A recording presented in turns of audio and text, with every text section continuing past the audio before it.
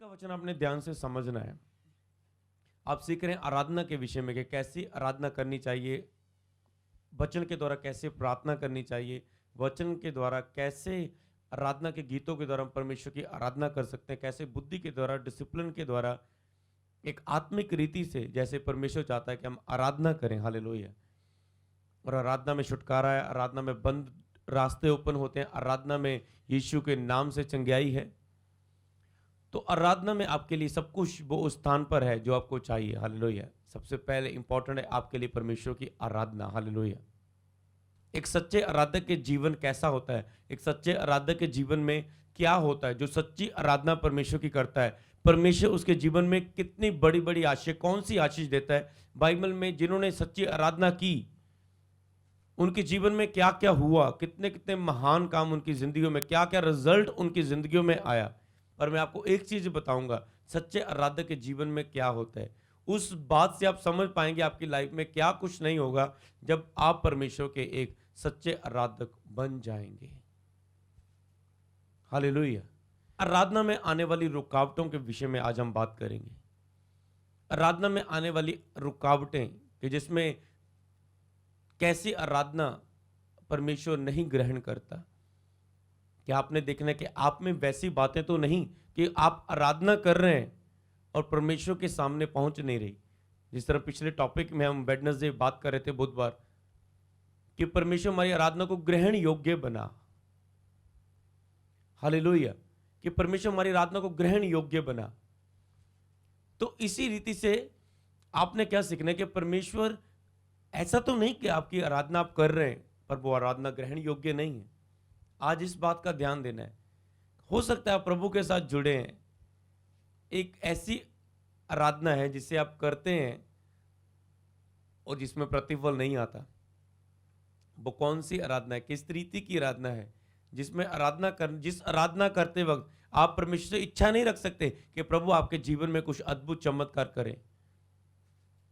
ऐसा भी आराधना वाला जीवन है जिसमें आप आराधना तो कर रहे हैं पर उस आराधना में आप इच्छा नहीं रख सकते कि परमेश्वर उस आराधना के विषय में, उस आराधना को करते वक्त आपके जीवन में कुछ अद्भुत करे। हालेलुया। तो इसीलिए आपको आज ध्यान से सुनना है किस रीति से आराधना नहीं करनी, कैसे आराधना से प्रभु प्रसन्न नहीं होता। आराधना में आने वाली रुकावटों के विषय में हम बात करेंगे। कई लोगों की आराधना में रुकावटें आती हैं। हालेलुया।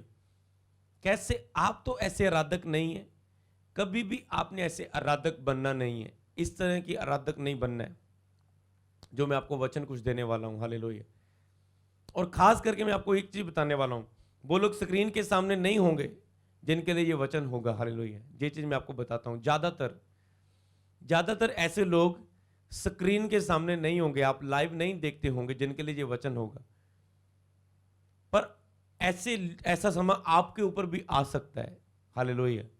तो आपने चौकस रहना है, अलर्ट रहना है इन वचनों के द्वारा। हालेलुया। आराधना के द्वारा आप आशीष तो जानते हैं कि प्रभु आपके बीच में होगा जब आप सच्ची आराधना करेंगे, अकेले में, 2 या 3 में। तो जब बीच होगा क्या कुछ ना होगा आप जान चुके। तो अब निकालेंगे मत्ती की किताब, उसका 15 अध्याय, उसकी मत्ती की किताब, उसका 15 अध्याय, थोड़े बैक जाएंगे और उसकी 7 से लेकर 9 आयत तक हम पढ़ेंगे। हालेलुया।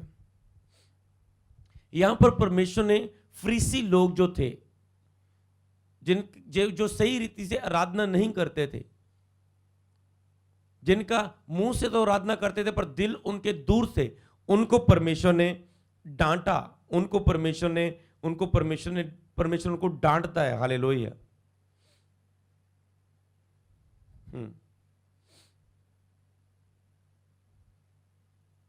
और अपना हसन देने से 7 आयत में लिखा है, हे कपटियों, यशायाह ने तुम्हारे विषय में ठीक ही भविष्यवाणी की है। कहता है एक कपटियों, यशायाह ने तुम्हारे विषय में ठीक ही भविष्यवाणी की है। आपने देखना है, आप तो नहीं है, जो वचन मैं आपको देने वाला हूं कि आप उनमें से एक तो नहीं है। ये वचन आपके लिए तो नहीं है। अगर आपके लिए है तो लास्ट में एक प्रेयर मैं आपसे करवाने वाला हूं। अगर ये प्रेयर को करेंगे आप मसीह में उठने वाले हैं अद्भुत रीति से यीशु के नाम में। हालेलुया। और आपने बचना है कि आपका विवेक इस लेवल पर ना पहुंच जाए। हालेलुया, आप इस लेवल पर ना आ जाएं कभी भी। आज लोग आशीष आशीष चाहते हैं। आशीष पाने के लिए मैं क्या करूं, बेबी पाने के लिए मैं क्या करूं, मेरी प्रार्थना का उत्तर क्यों नहीं आ रहा है, उसके लिए मैं क्या करूं, प्रभु मेरी क्यों नहीं सुनता, उसके लिए मैं क्या करूं। लोग इन चीजों के विषय में ज्यादा ध्यान देते हैं। अगर उन्हें किसी वचन के द्वारा अलर्ट किया जाए, वो उनको कम सुनना पसंद करते हैं और बाद में गिर जाते हैं, बाद में रोते हैं फिर। हालेलुया। प्रभु ने कहा मेरी डांट सुन के मन फिरा, मैं अपनी आत्मा तेरे ऊपर उंडेल दूंगा। किसी को तो है जो प्रभु आज डांटने वाला है, और अगर वो मन फिराने वाला है तो प्रभु आत्मा उंडेलने वाला है आपके ऊपर यीशु के सामर्थी नाम में। आमीन बोले और आज बोले मेरे लिए। कहता है, हे कपटियों, जो शायद ने तुम्हारे विषय में ये भविष्यवाणी ठीक ही की है। जे लोग होठों से तो मेरा आदर करते हैं, पर उनका मन मुझसे दूर रहता है। जे व्यर्थी मेरी उपासना करते हैं, क्योंकि मनुष्यों की विधियों को धर्मोपदेश करके सिखाते हैं। कहते जे लोग, जो फरीसी लोगों को परमेश्वर ने डांटा, जे लोग कहते हैं होठों से तो मेरा आदर करते हैं, पर इनके मन मुझसे क्या है, दूर है। मुंह से तो ये बोलेंगे यीशु यीशु, धन्यवाद Yeshu, I love you Jesus, thank you Jesus. बहुत सारे लोग मीडिया में आराधना करते आपको मिलेंगे, मुंह से तो वो आराधना कर रहे हैं, मुंह से तो वो सीरियस ट्यून बनाकर गा रहे हैं, सुर लगा रहे हैं पूरा, पर उनके मन परमेश्वर से दूर है। हालेलुया। कहते ये लोग होठों से तो मेरा आदर करते हैं, पर इनके मन मुझसे दूर है। इनके मन में मैं नहीं हूं, इनके मन में मेरे साथ पहले जैसा प्यार नहीं है, इनके मन में मेरे प्रति डर नहीं है। पाप करते वक्त ये डरते नहीं है, किसी को धोखा देने में, झूठ बोलने में, पाप को छिपाने में ये डरते नहीं है। अशुद्ध विवेक में ये चल रहे हैं, इनका विवेक अशुद्ध हो चुका है, पर इनके मन मुझसे दूर है। होंठों से तो ये आराधना करते, 2-2 घंटे प्रार्थना लोग करेंगे, पर उनका दिल प्रभु से दूर है।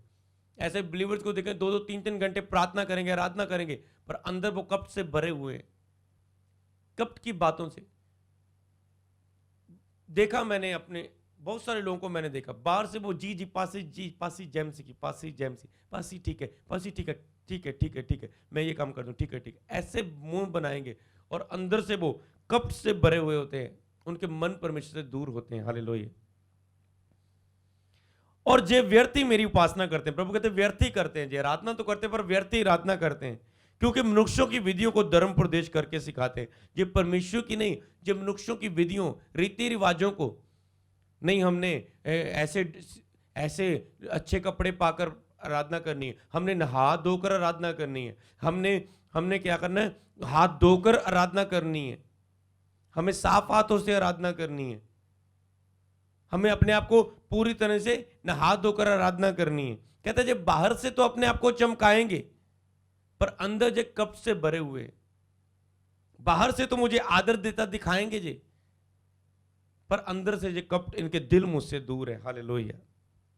एक और वचन पढ़ेंगे, अब कुछ पन्ने आगे जाएंगे, 23 की 23 पढ़ेंगे, मत्ती की किताब, नए नेम की पहली किताब, मत्ती की किताब, उसकी 23 अध्याय, उसकी 23 आयत से हम पढ़ेंगे, 23 से लेकर 28 तक पढ़ देंगे। यहां पर लिखा है, हे अंधे अगुओ, तुम मच्छर को तो शान डालते हो, परंतु ऊंट को निगल जाते हो। कहते मच्छर को तुम छांट के निकाल देते हो, छोटी छोटी चीज को, पर ऊंट को तो बड़ी बड़ी गलतियों को करते हो। हे कपटियों, शास्त्रियों और फरीसियों, तुम पर हाय, तुम कटोरे को, थाली को ऊपर से तो मांजते हो, परंतु भीतर अंधेर और असमय से भरे हुए हैं। हे अंधे फरीसी, पलटे कटोरे और थाली के पीतल से मांज के वह बाहर से भी स्वस्थ हो। बाहर से तो तू बहुत अपने आप को साफ करते हो, अंदर से तुम मैल से भरे हुए हो। हे कपटियों, शास्त्रियों, फरीसियों, तुम पर हाय, तुम चूना फिरी हुई कब्रों के समान हो, जो ऊपर से तो सुंदर दिखाई देती हैं, परंतु भीतर मुर्दों की हड्डियों और सब प्रकार की मलिनता से भरी हैं। इस रीति से तुम भी जो ऊपर से मनुष्यों को धर्मी दिखाई देते हो परंतु भीतर कपट और अधर्म से भरे हुए हो। कहते ऊपर से तो मनुष्यों को तुम धर्मी दिखाई देते हो पर भीतर से कपट और अधर्म से भरे हुए हो। ऐसे नहीं बन जाना आपने कि आप ऊपर से तो लोग कहेंगे मैं जी ऐसा वैसा वैसा वैसा। तो मतलब क्या है, ऐसे लोग हैं जो मुंह से आपको ऐसे मीठे बन के दिखाई देंगे, अंदर वो कपट से भरे हुए होंगे। हालेलुया। तो इसीलिए प्रभु कहते हैं ऐसे मत तुम बनना। मरकुस की किताब उसका 7 अध्याय उसकी 5 और 7 को पढ़ेंगे। मरकुस की किताब उसका 5 और 7 को। ऐसी आराधक नहीं बनना आपने। 5 और 7 को यहां पर लिखा है, इसलिए उन फरीसियों और शास्त्रियों ने उससे पूछा, तेरे चेले क्यों पूर्वजों की परंपराओं को पर नहीं चलते? कहते तेरे चेले पूर्वजों की परंपरा पर क्यों नहीं चलते? वे बिना हाथ धोए रोटी खाते हैं। कहते जी बिना हाथ धोए रोटी खाते हैं, इनको हाथ धोना चाहिए ना रोटी खाने के पहले। उसने उससे कहा, यशायाह ने तुम कपटियों के विषय में ठीक ही भविष्यवाणी की है, जैसे लिखा है, ये लोग होठों से तो मेरा आदर करके इनके मन मुझसे दूर रहते हैं, ये व्यर्थ मेरी उपासना करते हैं, क्योंकि मनुष्यों की आज्ञा को धर्म प्रदेश करके सिखाते हैं। ये मनुष्यों की आज्ञा पर धर्म प्रदेश करके सिखाते हैं, मतलब आज्ञा पर रीति रिवाजों की तरह आराधना करते हैं।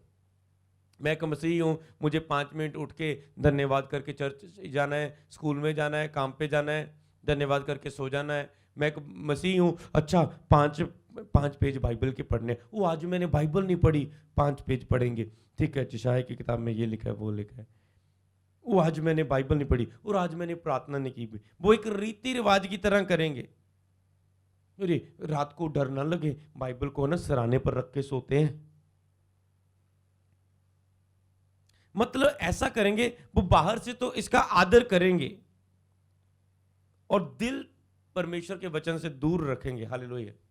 आपको बहुत सारे लोग मिलेंगे बाहर से तो बाइबल का बहुत आदर करेंगे, जे हमारा ग्रंथ है, जे हमारा ग्रंथ है, जे हमारा धार्मिक ग्रंथ है, जे हमारी पुस्तक है। अगर उनकी ऐसे बात लोगों को बोलने वालों को उनकी लाइफ को देखो, जाके लाइफ को देखना उनकी कितने वो कैसे होंगे। हालेलुया।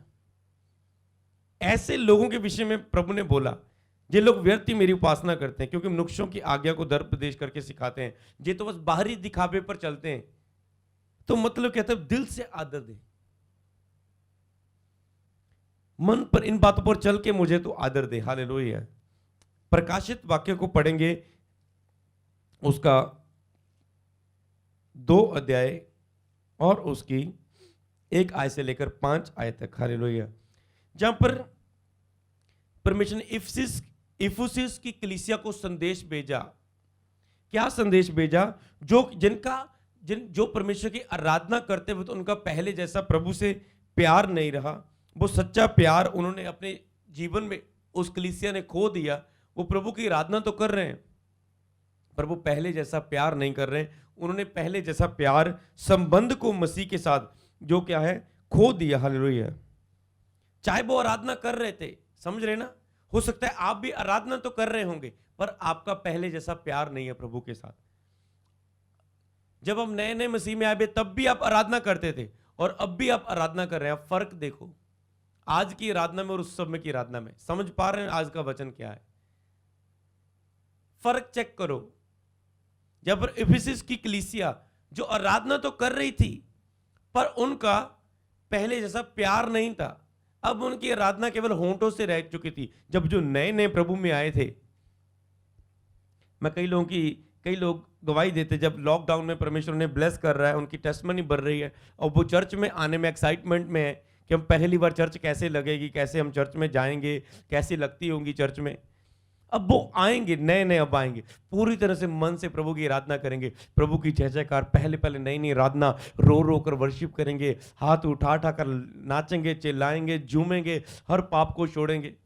अब धीरे धीरे जब उनके लिए ये रोज का काम बन जाएगा, वो चाहेंगे कुछ अलग मिले। अलग मिलने के लिए अलग भूख नहीं दिखाएंगे, कुछ अलग प्रभु से और कुछ प्राप्त करने के लिए कई लोग भूख नहीं बढ़ाते, भूख नहीं दिखाते और कहते मुझे वही बस आराधना, ये तो मैं 2 साल से करती आई हूं, करते आया हूं, अब इसमें मेरा मन नहीं लगता, कुछ और मिले ना परमेश्वर से। प्रभु कहते और भूख बढ़ा, मेरी आत्मिक चीजों में कुछ कमी नहीं है, मेरे पास बहुत कुछ है तुझे देने के लिए, और मैं तुझे दूंगा आत्मिक। तुझे अन्य भाषा का वरदान मिल चुका है, अब आप अन्य भाषा में नॉर्मली बस बोल रहे हैं और हल्के में ले रहे हैं इस वरदान को, और आप चाहते कुछ और आए ना। प्रभु कहते और भूख बढ़ा, इससे भी बढ़कर और बहुत कुछ है तेरे लिए। हालेलुया। तो इन यहां की कलीसिया का प्यार, आराधना तो कर रहे थे पर इनका लव कम हो चुका था परमेश्वर के प्रति। वो चीज कम हो चुकी थी जो अंदर से प्यार था, लव था। जब रो रो के प्रभु की आराधना करते थे और आराधना में बस बैठे रहने का मन करता था, ये चीज कम हो चुकी थी। उनके लिए प्रभु ने क्या संदेश भेजा? इफिसुस की कलीसिया के दूत को ये लिख, जो सातों सीधा 2 आयत में पढ़ते हैं, मैं तेरे काम और तेरे परिश्रम और तेरे धीरज को जानता हूं। ये वचन आपने पढ़ा है पर आपको समझना है इनकी प्यार प्रभु से कम हो चुका था। जे भी कहता मैं तेरे काम को, परिश्रम को, तेरी मेहनत को जानता हूं कि तू आराधना करता है, बंदगी करता है, भजन भवन में सेवा करता है। तू बुरे लोगों को देख नहीं सकता जो अपने आप को प्रेरित कहते हैं, है नहीं, और तूने परकर उन्हें झूठा पाया। तू धीरज भी धरता है, तेरे नाम के लिए दुख उठाते उठाते थका नहीं मेरे नाम के लिए तू। पर मुझे तेरे विषय में यह कहना है कि तूने अपना पहला सा प्रेम छोड़ दिया। कहता तू आराधना तो कर रहा है, तुम कलीसिया आराधना कर रहे हैं, मेरे भवन की सेवा भी कर रहे हैं, आप देख नहीं सकते प्रभु के भवन का काम रुका हुआ, चर्च के कोई भी काम को रुके हुए आप देख नहीं सकते। आप बोने में आ गए हो, सेवा करने में आ गए हो, दिन रात आप मेहनत करते हो, पर तूने पहले जैसा प्रेम छोड़ दिया। इसलिए स्मरण कर कहां से गिराया, मन फिरा, पहले समान काम कर। यदि तू मन ना फिराएगा तेरा दीवट को उस स्थान से उखाड़ दूंगा। जिसके कान हो कहता है सुन ले कलीसिया। हालेलुया। तो इसलिए कहता है, इसलिए मन फिरा, तो कहां से गिरा है, कहां से तेरा प्रेम मेरे साथ कम हो चुका है। मन फिरा और फिर से पहले जैसा काम कर। मैं वही चीज बोल रहा हूं, अगर ऐसे लोग हैं तो मन फिराएं, फिर से 2 चित्त व्यक्ति ना बने, प्रभु प्रभु भी, रब रब भी, जब जब भी, एक और हो जाए। हालेलुया। और प्रभु के लिए बढ़े, प्रभु से दूर जाकर जितना मर्जी अब अगर संसार को चुनेंगे, एक दिन आने तो वाले आप प्रभु के पास ही। हालेलुया। पर अगर आप प्रभु के चुनोगे, वो सब संसार की चीजें, बाइबल में वायदा किए उसने, उसके वायदे झूठे नहीं कि तुझे पीछे पड़कर मिलेंगी सब संसार की वस्तु।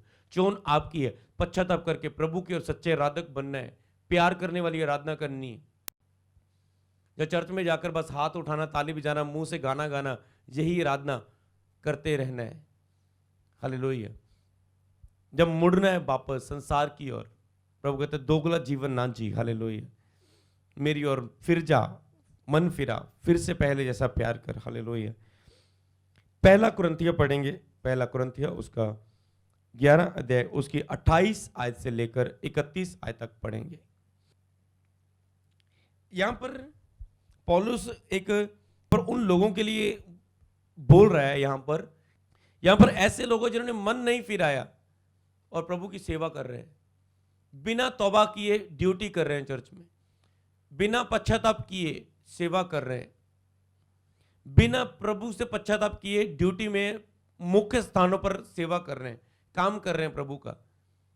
कहते हैं उनके विषय में ये उन्होंने कहा कि उनके प्रति अपना परमेश्वर ने बताया कि गुस्सा दिखाया, इसलिए जो कोई अनुचित रीति से प्रभु की रोटी खाए या उसके कटोरे में से पिए, वह प्रभु की देह और लहू का अपराधी ठहरता है। कहता जो बिना पश्चाताप किए हुए प्रभु के मांस और लहू में शामिल हो, वह उसकी देह और लहू का अपराधी ठहरेगा। हालेलुया। जो बिना जांचे प्रभु भोज ले, आप संडे आप प्रभु भोज में शामिल होने से पहले आप क्या आज पश्चाताप करें। अनुचित रीति से लिखा है जो बिना पश्चाताप करते हुए प्रभु की सेवा में खड़ा हो जाता है, ड्यूटी में खड़ा हो जाता है, मुख्य स्थानों पर चला जाता है और वो पश्चाताप नहीं करता, वह यीशु की देह और लहू का अपराधी ठहरेगा। इसलिए मनुष्य अपने आप को जांच ले, इस रीति से रोटी में से खाए, इस कटोरे में से पिए, क्योंकि जो खाते पीते समय प्रभु की देह को ना पहचाने और इस खाते पीने से अपने ऊपर दंड लाता है। कहते जो खाते पीते समय अपने आप को ना पहचाने, प्रभु भोज में शामिल हो जाए और बिना पश्चाताप के प्रभु भोज ले। मतलब प्रभु भोज आया और आप सोचेंगे अच्छा जी महीने का पहला संडे है, इसमें मैंने प्रभु भोज लेना, मैं एक मसीही हूं, मैं एक क्रिश्चियन हूं, चाहे मैं प्रभु से प्यार कर रहा हूं, चाहे मैं कपटियों शास्त्रियों फरीसियों की तरह हूं, चाहे मेरा दिल प्रभु से दूर है, पर मैं प्रभु को मानता हूं, मुझे प्रभु बोझ लेना है बस। और वो ऐसे ही बिना पश्चाताप किए हुए प्रभु बोझ ले, प्रभु की सेवा में खड़ता जाए और बिना पश्चाताप किए। ऐसी कलीसिया हो चुकी थी, कहता जो बिना पश्चाताप किए मुख्य स्थानों में और प्रभु भोज में शामिल होते हैं, कहता वे अपने ऊपर दंड लाते हैं। इसी कारण तुम में बहुत है जो निर्बल और रोगी हैं और बहुत से सो गए। कहते बहुत तो बीमार हैं ऐसे जो बिना पश्चाताप किए हुए सेवा कर रहे हैं और उनके ऊपर दंड रहता है, उनकी लाइफ में आशीष नहीं रहती। और क्या है, वो कई तो सो गए, कई तो बीमारियों में मर गए, बिना चंगाई प्राप्त किए हुए मर गए, क्योंकि उन्हें प्रभु भोज के भेद को नहीं समझा, उन्हें सच्ची आराधना को नहीं समझा। होंठों से तो धन्यवाद करते थे, दिल मुझसे दूर रहते थे। कहते यदि हम अपने आप को जांचते तो दंड ना पाते, परंतु प्रभु हमें दंड देने के लिए दंड देकर हमारी ताड़ना करता है, इसलिए कि संसार के साथ हम दोषी ना ठहरे। कई बार पिता हमें ताड़ता है, दंड देता है, ताड़ता है कि हम संसार के साथ दोषी ना ठहरे। कई बार आप गलती करते हैं, एक चीज मैं आपको बताने वाला हूं इस वचन में से। कई बार आप पाप करते हैं, पाप आपके जीवन में आता है, आप पाप करते हैं, गलती करते हैं, और शैतान क्या पता क्या आपके मन में देता है, देख तूने गलती की, तेरे ऊपर कोई असर नहीं हुआ। आप देखेंगे, आप नोट करो अपनी लाइफ से, जब जब आप पाप में गिरे, आपने गलती की, आपके ऊपर तुरंत असर नहीं हुआ उसका। क्यों नहीं हुआ? शैतान भरमाता है, शैतान आपको पाप करवाता रहता है, पाप करो, देख तेरे ऊपर कोई असर नहीं हुआ। क्योंकि प्रभु दयालु है, क्या कृपालु है, वो आपके लिए वेट करता है, धीरज धरता है, अब पश्चाताप कर ले, अब पश्चाताप कर ले। ऐसे लोग हैं बहुत मेरी निगाह में, कई वक्त मैं उनके लिए वेट करता हूं, मुझे पता है इसकी लाइफ सही नहीं है, मुझे पता है ये इसकी लाइफ में क्या चल रहा है, हालेलुया। अब मैं कई वक्त वेट करता हूं, नहीं इसके लिए अब वेट कर लो, वेट कर लो, प्रभु करेगा, इससे बात करेगा। अगर मैं इसे बिठा लिया तो ये टूट जाएगा, अगर इसके लिए और मौका नहीं मिलेगा फिर, क्योंकि एक मौका हम कई वक्त देते हैं और उसे बोलते दूसरा मौका तेरे लिए गलती के लिए कोई नहीं होगा। नहीं, प्रभु इसे बदलेगा, इसके लिए प्रेयर करेंगे, इसके लिए टाइम वेट करेंगे। अगर लिखा है बाइबल में, लिखा है बदले तो ठीक है, नहीं तो उसके हाल पर उसे छोड़ दे। ऐसा ना हो तो दुष्ट को तू बचाएगा, तुझे बारन बारन बचाना पड़ेगा, नीति वचन बताता है। कहते थोड़ा टाइम, अगर कोई गलती में है उसके सुधरने के लिए थोड़ा टाइम वेट कर, उसे थोड़ा सा समझा, थोड़ा सा अलर्ट कर, थोड़ा सा उसे छोड़, ताकि जो अपने आप उससे गलती का प्रेयर कर, उससे अपने आप उसकी गलती को महसूस हो और वो सब कुछ बुरी चीज से बाहर आए, डिलीट करे सब कुछ, और उसके बाद फिर से वो तेरी परमेश्वर की ओर फिरे। वेट कर उसके लिए। कहते अगर वो नहीं सुधरता तो उसको निकाल दे, उसको सामने से निकाल दे। ऐसा ना हो कि दुष्ट को तू बचाएगा, बारन बार तुझे बचाना पड़ेगा, बारन बार वो ऐसी कंप्लेंट्स लेकर आता रहेगा। तो इसीलिए कई लोगों को उनकी गलती की सजा उसी वक्त नहीं मिलेगी। वो बोलेगा मैं पाप भी कर रहा हूं, लड़कियों से भी बातें कर रहा हूं, कोई असर तो हो नहीं रहा मेरी लाइफ में, कोई मुझे बीमारी नहीं आ रही, कोई संकट नहीं आ रहा, कोई परेशानी नहीं आ रही, कोई अटैक नहीं हो रहा डेवलिश, और वो पाप करता रहेगा, करता रहेगा। शैतान उसे मजा देता जाएगा पाप में कि तुझे देख कोई सजा नहीं, प्रभु क्षमा करने वाला, करता जा करता जा। और उसके बाद एक ऐसा समय आता है जब वो थक जाता है पाप करके और उसके अंदर उठने का मन आता है। एक समय आता है, प्रभु की दया उसके ऊपर होती है, पवित्र आत्मा उसके साथ होता है। अब क्या होता है, कई वक्त आपके ऊपर प्रभु आपकी सहने से बाहर परीक्षा नहीं डलने देता। फिर प्रभु को पता है अब इसके पाप का असर इसके ऊपर रिजल्ट आने वाला है, तो कई वक्त आपको वो प्रेयर में भी बढ़ने देता है। फिर से आपका मन प्रेयर करने को करता है, प्रेयर में आपको बढ़ने में देता है, हुजूरी में बढ़ने को देता है। और फिर जब आप बढ़ जाते हैं परमेश्वर की हुजूरी में, फिर जब आप बढ़ते हैं परमेश्वर की हुजूरी में और आपको आप जब बढ़ जाते हैं, फिर से प्रभु की हुजूरी में वो आपको बढ़ने देता है। और फिर आपके ऊपर पाप के असर रिजल्ट आना, शैतान अब आपको तंग करना शुरू करता है। तो शैतान कहता है देख प्रभु इसने गलती की थी, अब मैं इसे तंग कर सकता हूं, क्योंकि पाप की सजा बाइबल में लिखा है मृत्यु है, दुख, बीमारी, कष्ट है। अब मैं इसे तंग कर सकता हूं, अब मैं इसे परेशान कर सकता हूं, अब तू बीच में नहीं आना परमेश्वर, क्योंकि इसने गलती की है, इसको मैं तंग। बाद में वो तंग करता है, अटैक करता है, क्योंकि उसको अब मौका मिल चुका है वचन के अनुसार, वो वचन आगे रखता है। और क्या है, वो आपके ऊपर दंड लेकर आता, प्रॉब्लम लेकर आता, फिर असर होता है पाप का आपके ऊपर। अगर आप इस समय आप जीवन में जो वचन काम कर रहा है और आप कहते हैं नहीं मैं इस दंड मैं चाहता हूं प्रभु मुझे क्षमा करे, तो मैं आपको ये चीज बताना चाहता हूं, यीशु का लहू हाबिल के लहू से उत्तम बातें बोलता है। अगर शैतान बोलता है इसने पाप की है, इसे सजा मिलनी चाहिए, अब मैं इसके ऊपर अटैक कर सकता हूं, तो यीशु का लहू हाबिल के लहू से उत्तम बातें बोलता है। हाँ, इसने पाप किया, पर इसने दिल से पश्चाताप किया, जो मुड़ के आना चाहता है मेरी ओर, फिर से खड़ा होना चाहता है, मैं इसको अपने लहू से धोता हूं और इसके पापों को माफ करता हूं। प्रभु आपके पापों को भुलाता है, और अगर आप रेयर पश्चाताप करेंगे, शैतान आपको छू भी ना पाएगा। अगर आप फैंस पश्चाताप करके सेट होकर दिखाएंगे परमेश्वर। कई लोग पश्चाताप तो करते हैं, बाद में बदलाव नहीं। मैंने ऐसे लोग भी देखा जिनके जीवन में कोई प्रचार काम कर गया और वो उस समय रो रो कर प्रार्थना की उन्होंने, बाद में क्या गया, अभी भी व्हाट्सअप डिलीट नहीं किया, अभी भी लड़कियों से बात करना डिलीट नहीं किया, अभी भी फोन में गेम्स खेलना डिलीट नहीं किया, अभी भी क्या हुआ, अभी भी झूठ में, नेगेटिव सोच में, अशुद्ध विवेक में चलना बंद नहीं किया, अभी भी कड़वाहट, अभी भी सोच विचारों को चेंज नहीं किया। समझ रहे ना? तो इसलिए जब प्रभु आपकी जीवन में से करे तो आपको चेंज करके दिखाना है, तो प्रभु हो सकता है उस पाप का असर आपके ऊपर ना हो सकता है आप जल्दी उसके असर से बच जाएं। हो सकता है असर जो 10 साल, आप 10 दिन आपके ऊपर पाप का असर रिजल्ट चलना है, आपके ऊपर कष्ट आने वाला है, हो सकता है वो 1-2 दिन में खत्म हो जाए। प्रभु आपके ऊपर दया दिखाए। हालेलुया। इसीलिए यहां पर क्या है, ऐसी कलीसिया तो जो बिना पाप किए हुए प्रभु की हजूरी में प्रभु के कामों को करती जा रही थी। आपको अच्छा तब करना है ताकि आप संडे प्रभु भोज में शामिल हो सके। हालेलुया। आपको क्या करना है, अगर आपके अंदर ये चल रहा है, आपके अंदर आराधना कर रहे थे पर आपके दिल प्रभु से दूर थे, आप आराधना तो कर रहे थे पर आपके पहले जैसा प्यार प्रभु में नहीं था। जिस तरह प्रकाशित वाक्य में कलीसिया आराधना तो कर रही थी पर पहले जैसा प्यार नहीं था प्रभु की। ड्यूटियां तो सब कर रहे थे। वचन में लिखा है, कहता है उन्होंने मेरे विरुद्ध पाप किया तो भी मैं उन्हें भवन की, ध्यान से सुनना, भवन की सब वस्तुओं पर अधिकारी ठहराऊंगा। जो कुछ भवन में काम है मैं उनको दूंगा पर वह मेरे समीप ना आए।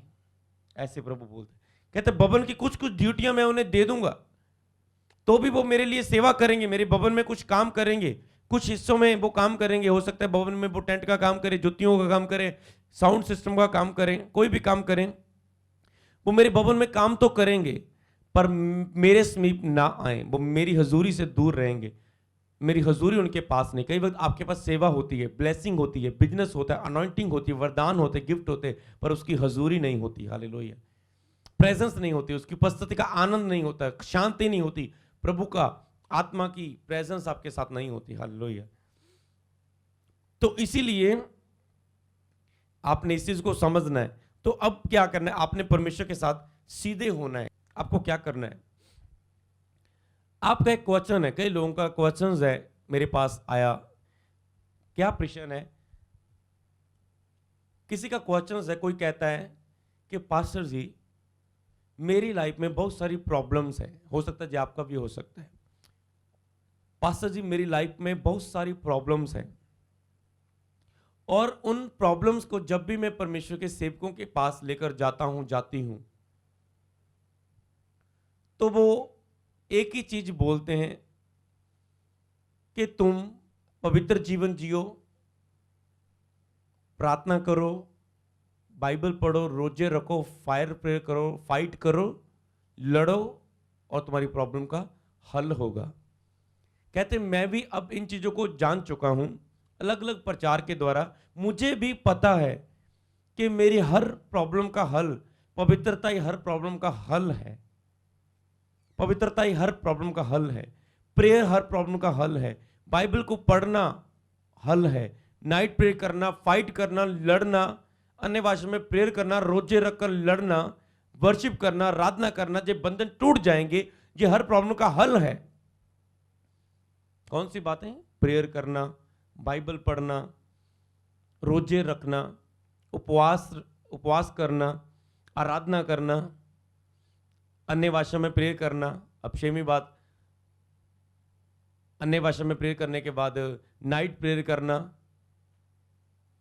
पवित्र जीवन जीना, आपको पता है, और फायर प्रेयर करना, वचनों के द्वारा प्रार्थना करके लड़ना और जीतना। आपको पता है यही चीज है। अगर ये चीजें आपकी लाइफ में है तो आपकी लाइफ में हर चीज, शैतानी बंधन टूटेंगे, जाएंगे। अब उन कई लोग का क्वेश्चन है, पासी मुझे पता है जे चीजें मैं करूं तो मेरी हर प्रॉब्लम का हल हो जाएगा, पर मैं निर्बल हूं, मैं इस पाप को छोड़ नहीं पा रहा हूं, मैं प्रेयर कर नहीं पा रहा हूं, मैं रोजे रख नहीं पा रहा हूं, मेरा शरीर कमजोर है, मेरे पास ताकत नहीं है, प्रार्थना करने को मन नहीं करता, मेरे हालात घर में ऐसे कि मैं प्रेयर नहीं कर सकता हूं, मेरे फाइनेंशियली हालात इतने तंगी में है, मैं प्रेयर नहीं कर पा रहा हूं, रात को प्रेयर नहीं कर पा रहा हूं, मुझे शुगर है, मैं उपवास नहीं रख पा रही हूं, उपवास नहीं रख पा रहा हूं, मतलब बहुत सारी बातें। अगर वो कर ही नहीं पा रहे तो आपको क्या करना चाहिए? उनका जो क्वेश्चन है, पास मुझे पता है अगर ये 7-8 चीजें मैं करूं मसीह लाइफ की, मुझे पता है मेरी प्रॉब्लम का हल हो जाएगा, पर मैं ये कर ही नहीं पा रहा हूं, मैं क्या करूं? हालेलुया। अगर आपका भी ये क्वेश्चन है, ऐसे प्रश्न है, तो सुनो आपको क्या करना है। हालेलुया। याकूब की किताब में लिखा है, याकूब 4:6 में लिखा है, वह तो और भी अनुग्रह देता है, इस कारण लिखा है। सबसे पहले 6 आयत में क्या लिखा है? परमेश्वर और भी अनुग्रह देता है। परमेश्वर आपको अनुग्रह देगा। आपने क्या मांगना है? छोटी सी प्रार्थना में, प्रभु मुझ पर अनुग्रह कर। रोज शायद छोटी प्रेयर करो, बड़ी फाइट नहीं कर सकते, रोजे नहीं रख सकते, 3-3 घंटे प्रेयर नहीं कर सकते, आराधना नहीं कर सकते, 2-2 घंटे आराधना नहीं कर सकते, अन्य भाषा में प्रेयर नहीं होती, नाइट प्रेयर जाग नहीं होता, रोजे नहीं रखोते। उसका अनुग्रह मांगे, प्रभु मैं इन चीजों को कर पाऊं, मुझ पे दया करे। सुबह उठ के दया मांगे, प्रभु मेरी सहायता कर। ये ना कहीं प्रभु मेरे में जे करे वो करे, प्रभु मुझे प्रार्थना करने में मुझ पे अनुग्रह करे, बाइबल पढ़ने के लिए मुझ पे अनुग्रह कर, रोजे रखने के लिए मुझ पर अनुग्रह कर, नाइट प्रेयर में फाइट करने के लिए, अपनी आशीष के लिए बांधने और खोलने की ताकत को यूज करने के लिए मुझ पे अनुग्रह कर, आराधना करने में के लिए, सच्ची आराधना करने पे लिए मुझ पर अनुग्रह कर। अन्य भाषा में प्रार्थना करने में लिखा, वो अपनी आत्मिक उन्नति करता है, आत्मिक लेवल में बढ़ता है, उसके लिए मुझ पर अनुग्रह कर। मुझे पता है ये चीजें मैं करूंगा तो मेरी हर प्रॉब्लम का हल हो जाएगा। वह तो और भी अनुग्रह देता है, इस कारण लिखा है, परमेश्वर अभिमानियों का विरोध पर दीनों पर अनुग्रह करता है। किस पर वो अनुग्रह करता है? दीनों पर। दीन हो जाओ, उंडेल दो, प्रभु मुझे तेरी दया चाहिए, उसकी दया कभी भी कम ना होगी। वह तो और भी अनुग्रह देता है, दीनों पर वो अनुग्रह करता है। और 7 आयत में लिखा है, आप अगर शैतान से लड़ नहीं पा रहे, मैं कहता लड़ने का ताकत परमेश्वर देगा। आपको क्या करना है? लिखे परमेश्वर के अधीन हो जाओ। 7 आयत में लिखा है परमेश्वर के अधीन हो जाओ, और 8 आयत में लिखा है परमेश्वर के निकट आओ तो वह तुम्हारे निकट आएगा। आप इतना तो कर सकते हैं कि परमेश्वर के निकट आए। आप क्या करें? आप लगातार, अगर आप इन फाइट को, सबसे पहले आपने क्या करना है? लगातार चर्च जाने का फैसला करना है। प्रेयर में आत्मिक संगति ढूंढनी है, प्रेयर में आत्मिक संगति ढूंढनी है, आत्मिक लोगों को ढूंढना है जिनके साथ आप प्रेयर कर सकें। चर्च में संगति आपने ढूंढनी है। आपने क्या करना है? परमेश्वर का डेली प्रेयर में अनुग्रह मांगना है, दया को मांगना है परमेश्वर की, और परमेश्वर के निकट जाना है। बस परमेश्वर के करीब जाने की कोशिश करो। आप धीरे धीरे आप परमेश्वर के करीब जाने की, कभी कभी थोड़ा थोड़ा बाइबल पढ़ के प्रभु के करीब जाने की कोशिश करो, प्रेयर करके धीरे धीरे रोजे के द्वारा करीब जाने की कोशिश करो। आप कोशिश करो, लेकिन परमेश्वर के निकट आओ तो वह तुम्हारे भी निकट आएगा। याद रखो, पाप में आप गिरे हो, आपको ही उठना पड़ेगा, पहला कदम आपका होगा। प्रभु से दूर आप हुए हो, पश्चाताप करके पहले आपको ही लौटना होगा। अब थोड़े थोड़े स्टेप आप प्रभु के लिए उठाना शुरू करो, फैसले लेने शुरू करो। मैंने लगातार चर्च जाना है, आज के बाद मैंने अपनी फैमिली में प्रेयर के साथ बैठना है। आज के बाद मैंने 5 मिनट 0 प्रेयर है तो मैंने 10 मिनट सुबह उठ के प्रेयर करनी ही करनी है। छोटे छोटे स्टेप लो, बड़े प्रभु बोझ आपके ऊपर नहीं डाल रहा है। जब आप उसे लेंगे, आज के बाद मैं अपनी पत्नी के साथ प्रेयर में बैठूंगा, आज के बाद मैं अपनी सिस्टर से, भाई से प्रेयर में बैठूंगा। छोटे छोटे स्टेप लो, लेकिन परमेश्वर के निकट जाओ तो वह तुम्हारे भी निकट आएगा। हे पापियों, अपने हृदय को शुद्ध करो, हे दो चित्ते लोगों, अपने हृदय को पवित्र करो। कहता है हे पापी, अपने हृदय को शुद्ध करो, दो चित्ते लोगों, हृदय को अपने शुद्ध करो। हालेलुया। दुखी हो, शोक करो और रो, अपने पाप के लिए दुखी हो जाओ, मतलब अपने आप को शर्मिंदगी फील करो, अपने आप को रो अपने गलतियों के लिए कि आप प्रभु से दूर है और आप फाइट नहीं कर पा रहे। दुखी हो, शोक करो, रो, तुम्हारी हंसी शोक में और तारा आनंद उदासी में बदल जाए। मतलब एक ऐसे जीवन में हो जाए जो आप बाहर से आप I am feeling blessed, I am happy happy happy करते आ रहे हो, उससे थोड़ा सा आप परमेश्वर के सामने जाएं और नम्र होएं और परमेश्वर के उंडेले अपने आप को रोएं और पश्चाताप करें अपनी गलतियों में, फेक जीवन से बाहर आए और प्रभु के सामने दीन बन जाओ तो वह तुम्हें श्रोमणी बनाएगा। हालेलुया। प्रभु के सामने टोटली दीन हो जाओ, प्रभु तुझ पर श्रोमणी बनाएगा। आपको स्टेप लेने हैं छोटे छोटे, प्रभु के करीब जाओ, लेकिन परमेश्वर के अधीन हो जाओ और शैतान का सामना करो, तुम्हारे सामने से भाग निकलेगा। आप बस परमेश्वर के करीब जाने का फैसला करो, किसी भी रीति से करीब रहने का। शैतान का सामना करने की ताकत खुद वो आपके ऊपर देता जाएगा फिर, लेकिन परमेश्वर के निकट आओ, वो आपके निकट आएगा। बस आप कदम को उठाओ, छोटा कदम उठाओ, धीरे धीरे प्रभु का अनुग्रह आपके ऊपर दिखेगा और खुद वो आपकी मदद करता जाएगा। हालेलुया। और आपका ये प्रॉब्लम कि आप फाइट भी नहीं कर पा रहे, प्रभु आपके ऊपर अनुग्रह करेगा, आप लड़ भी पाएंगे और आप जीत भी पाएंगे। प्रभु आपको चंगा करेगा। भजन संहिता उसका 24 अध्याय उसकी 3 आयत और 5 आयत। तो 3 काम आपने करने हैं अगर आप आराधना में सच्चे आराधक, आप माफी मांग चुके हैं, ठीक है, पश्चाताप करना है, प्रभु भोज में संडे शामिल होना है और इस महीने में एक नई सच्ची आराधना करना, प्रभु की शुरू करना है। 3 काम आपने अपनी लाइफ में करने हैं अगर आप परमेश्वर से आशीष को पाना चाहते हैं। यहोवा 3 आयत में लिखा, यहोवा के पर्वत पर कौन चढ़ सकता है, कौन उसके पवित्र स्थान में खड़ा हो सकता है। पवित्र स्थान में कौन खड़ा हो सकता है, कौन प्रार्थना में जब छोटा स्टेप लेंगे प्रार्थना करने का, कौन परमेश्वर के पवित्र स्थान में खड़ा हो सकता है। जिनके काम निर्दोष हो, आपके काम निर्दोष हो। क्या अपने कॉलेज लाइफ में निर्दोष हो आप, जहां आप एक पाप में, लड़की के पीछे में, जहां आप गलत संगति में पड़े हुए, क्या आप अपने बिजनेस में निर्दोष हो, क्या आप पत्नी के साथ आप निर्दोष हो, क्या आप जो भी कर रहे हो क्या आप उसमें निर्दोष हो, अपने बिजनेस में, अपनी जॉब में जहां आप कर रहे हो, क्या आप उस जॉब में निर्दोषता में जीवन जी रहे हो, क्या आपका मन किसी बात के कारण आपको दोषी ठहरा रहा है। लेकिन जिनके काम निर्दोष हो, जो भी आप काम कर रहे हैं उसमें आप निर्दोष पाए जाए, जिनके हृदय शुद्ध हो, आपके हृदय को लिखा है, दो चित्ते लोगों अपने हृदय को शुद्ध करो, परमेश्वर के नजदीक आओ, वो तुम्हारे नजदीक आएगा। हृदय को शुद्ध करो और अपने मन को व्यर्थ बात की ओर से, और जिनके काम निर्दोष हो, हृदय शुद्ध हैं, और जिसने अपने मन को व्यर्थ बात की ओर नहीं लगाया। व्यर्थ बात की ओर आज के बाद अपने हृदय को कभी ना लगाना। जो भी आपको लगे जे व्यर्थ बात है, आज के बाद उसकी ओर अपने हृदय को नहीं लगाना। आपने देखना, आपका विवेक बताया जे सही नहीं है, आपने उसकी ओर अपना हृदय को नहीं लगाना। और ना कपट से शपथ खाई है, ना झूठ से कपट से शपथ खाई है, वह यहोवा की ओर से आशीष पाएगा। कहता है जो इस वचन को सुनकर अपने हृदय को शुद्ध करेगा, अपने मन को व्यर्थ बात से रोकेगा, कपट से शपथ ना खाएगा और निर्दोषता में जिएगा, वह यहोवा से आशीष पाएगा। हालेलुया।